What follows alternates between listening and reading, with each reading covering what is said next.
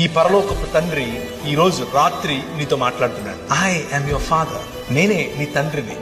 I'm there for you. నేను నీ కోసం ఉన్నాను. నువ్వంటే నాకు ఎంత ముద్దో తెలుసా. నిన్ను చూడకుండా ఒక్కరోజు కూడా ఉండలేను నేను.